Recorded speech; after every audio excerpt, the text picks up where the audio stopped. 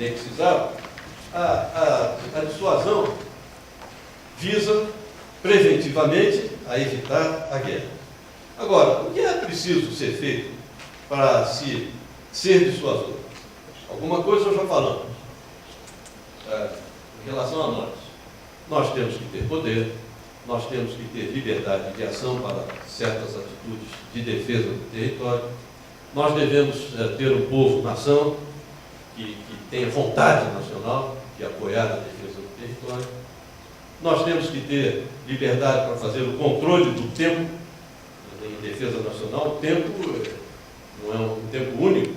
Tem o tempo da preparação, tem o tempo do emprego, tem o tempo da decisão de empregar, tem o tempo de verificar que a dissuasão não está funcionando e temos que nos antecipar numa ação militar. Tudo isso é importante existir. Agora, é importante também que nós não deixemos nenhuma dúvida de que aquele nosso poder será empregado para defender o território nacional, e esse poder será tanto maior, por exemplo, quanto mais nós dominemos a tecnologia de defesa. Não devemos deixar nenhuma dúvida, eu ia dizendo, de que o poder vai ser empregado realmente se nos sentirmos ameaçados, ou se interesses vitais nossos forem ameaçados. Isso da nossa parte. Mas eu lhes disse, há as hipóteses de guerra, as hipóteses de emprego das forças, essas hipóteses de conflito.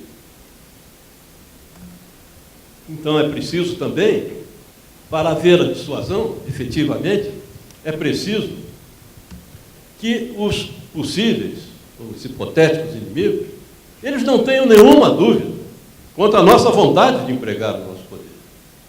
Nós não podemos, seja no nosso entorno sul-americano, seja em relação a outros países, não podemos deixar dúvida alguma de que realmente aquilo que faz parte do patrimônio nacional e que realmente seja um interesse vital do país, aquilo vai ser defendido, se necessário, com a guerra.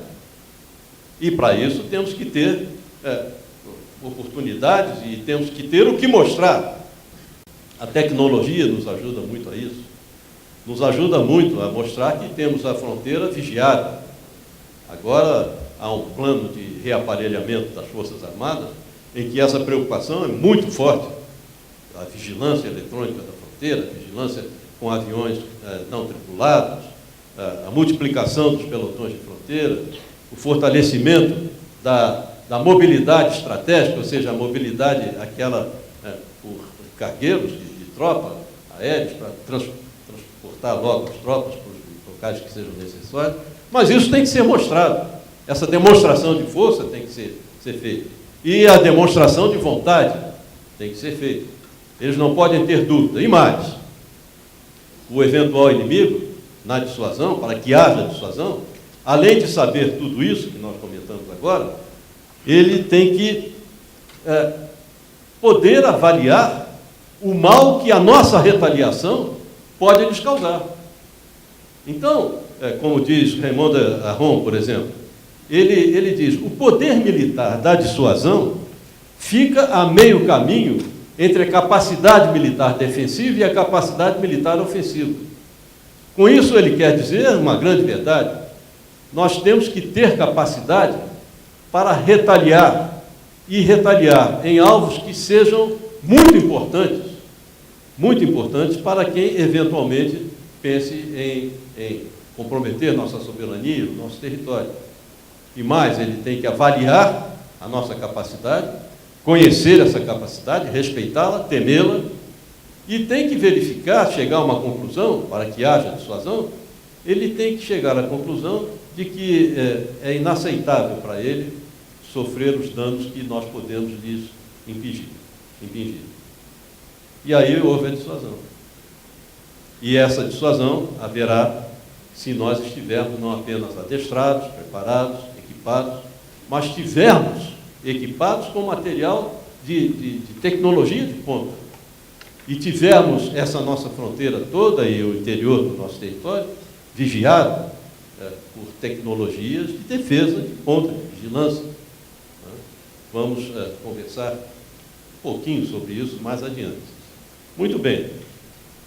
Então, aqui fica uma... Não vou ficar lendo para a senhora, para os senhores, aqui fica um conceito de dissuasão que pretende sintetizar aquilo que eu já conversei aqui até agora sobre esse conceito. Eu vou passar a ler depois o segundo parágrafo, porque a mesa ela cobre um pouquinho as letras. Então, vai até sofrer retaliação que não possa suportar. Na sua gestão do risco, esse possível inimigo terá de concluir que a relação custo-benefício lhe seja inaceitavelmente desfavorável. E sobre esse conceito de gestão do risco, é interessante também mostrar, conforme nós o vemos. Risco não é apenas ameaça. Riscos são oportunidades e ameaças. Né? E por que risco? Oportunidade e risco? Sim. Planeja-se em cima de oportunidade, isso vale para a vida. Não apenas para a defesa nacional, vale para a vida, vale para o empresário, vale para tudo. Né? Planeja-se em cima de oportunidades. E se as oportunidades não se concretizarem, aquele planejamento fica comprometido. Então, há o risco de não acontecerem as oportunidades, como há o risco de acontecerem as ameaças. Isso tem que estar sempre muito bem elaborado e sempre muito atentos temos que estar, para não corrermos o risco de, por exemplo, nos surpreendermos com um avanço, uma inovação tecnológica que surja numa situação de ameaça ao nosso território. E daí, eu repito, é importante não apenas nós pensarmos na nossa tecnologia de defesa, mas também sabermos o que pode ser enfrentado. Por favor, Bia, pode ajudar, cara? A ciência e a tecnologia, eu vinha dizendo que é importante nós mostrarmos a capacidade, mostrarmos a nossa bandeira, a nossa cara, o nosso poder, né? E a ciência e tecnologia é usada. Vamos chamar isso que é feito, vamos chamar isso aí de comunicação estratégica. É a comunicação, aquela institucional, mas com visão estratégica, intimidatória. É mostrar o que se tem, fazer a demonstração de força. Pode passar, a demonstração de força. Então, isso aí, abre-se o YouTube e se encontra demais isso. Aqui, esse filmete é o poder militar norte-americano. Depois nós vamos ver o outro iraniano. E isso anda por aí em todos os lugares.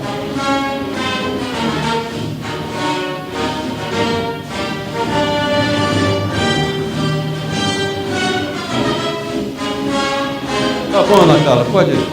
Vamos passar para o iraniano agora. Tiraram do YouTube até, mas era interessante, uma comunicação estratégica norte-americana, que o nome do filmete era Destruição de uma Patrulha Árabe, e mostrava um jovem sargento, lá no território americano, com um joystick na mão, dirigindo um míssil, lá no Oriente Médio. O míssil ia cair no Oriente Médio, em cima de uma patrulha. Eu até acredito que aquilo fosse montado. Vai e destrói a patrulha, né? Desde os Estados Unidos. Isso pode acontecer. É uma demonstração do poder. Aquilo que eu disse, a ciência e a tecnologia, o desenvolvimento científico e tecnológico ajudando na dissuasão, intimidando, no caso aí. Né? Agora, isso aqui é míssil iraniano. Os iranianos encheram o mundo, por intermédio do YouTube e outros processos, mostrando a sua capacidade. Esse míssil, por exemplo, pode atingir Israel. E aí vem uma longa demonstração do míssil. Veja, a indústria bélica iraniana é poderosíssima. Isso é um lançamento experimental.